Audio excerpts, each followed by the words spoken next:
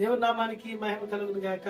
లూకాసు సువార్త 2వ అధ్యాయము 36వ వచనంలో ఆషేరు గోత్రికురాలైన అన్నా మనకు కనపడతాడు. ఈ అన్నా జీవితం నుంచి క్రైస్తవులమైన మనము, దేవుని బిడ్డలమైన మనము ఎన్నో పాఠాలు నేర్చుకోవచ్చు. జీవితం మనకి ఎన్నో పాఠాలు నేర్పిస్తారు. బైబిల్ మనకి ఎన్నో సత్యాలను వినిపిస్తారు.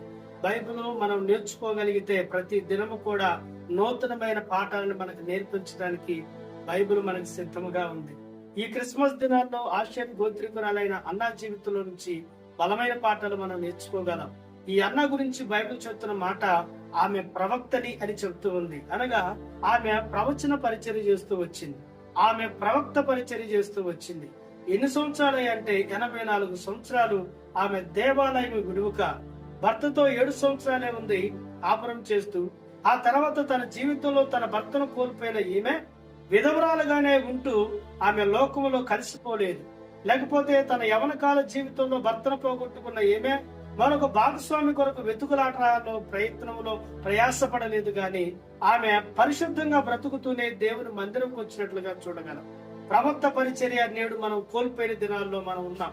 ప్రవక్తలు కనుమరుగైపోయిన దినాల్లో మనం ఉన్నాం.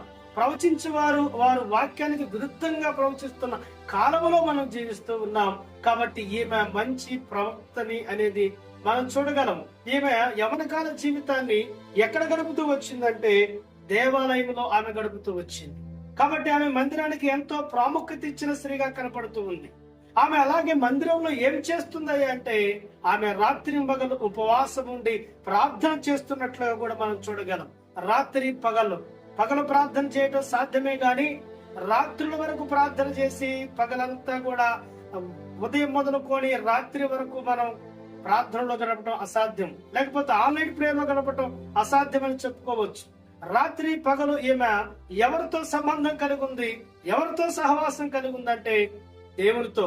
ఒక మంచి ప్రవక్త పరిచర్యలోను, యవనకాల జీవితాన్ని దేవుని మందిరములోను, దేవునితో పగళ్ళు రాత్రులు గడిపే అలాంటి అనుభవంలో ఈ యొక్క స్త్రీ ఉందని మనం చెప్పుకోవచ్చు. ఈమె సేవ చేయుచుండేనన్న మాటను కూడా మనం చూస్తున్నాం. ఎవరికి సేవ చేస్తుందయ్యా అంటే దేవాలయంలో ఉన్న దేవునికి, దేవాలయంకి వస్తున్న పరిశుద్ధునికి, యాజకునికి, మందిరానికి ఆమె సేవ చేస్తూ వచ్చింది. అంత మాత్రమే కాదు, ఆమె దేవుని కొనియాడును అనే మాట ఆమెను దేవుడు స్తుతిస్తున్నట్లుగా మనం చూడగలం. ఆమె ఒక ఆరాధికురాలుగా మనకు కనపడుతూ ఉంది. యూదులు స్త్రీని ఎంత అల్పంగా చూస్తారో ఈ స్త్రీ అల్పమైందే కావచ్చేమో గాని ఆమె ఒక ప్రవక్త. ఆమె తృణీకరించబడిన వ్యక్తే కావచ్చు.